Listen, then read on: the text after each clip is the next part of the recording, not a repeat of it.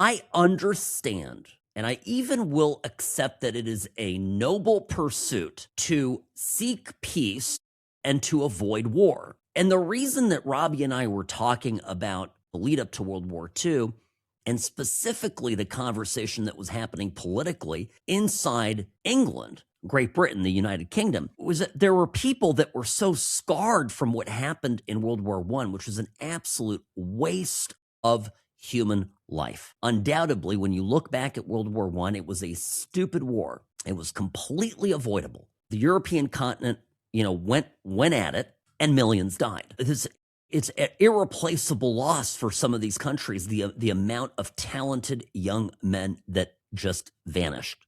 Particularly veterans of the First War, who were not that old at this point by the time the 30s were rolling around, were saying, look, we've got to avoid this, and simply wanted to pursue a course of appeasement with Hitler.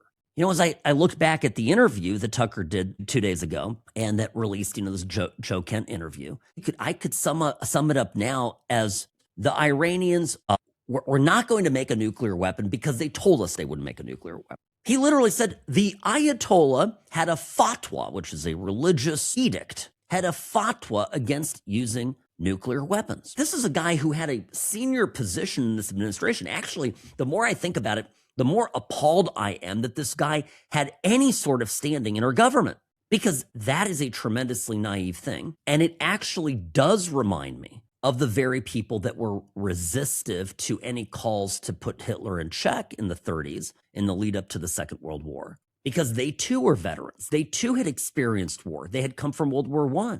And everybody's saying, but Kent, is a veteran, and you got to listen to him. He knows his stuff. Well, there were a lot of misguided veterans, and it's no knock on veterans. I'm still not prepared to say that Kent was booted from the briefings and he was being sidelined and investigated. I've heard a lot about it, and I'm just letting you know that buzz is out there, but I still have not seen or heard from a source that I fully trust that was the case. But everything that has happened this week has my suspicion levels up with all of these people.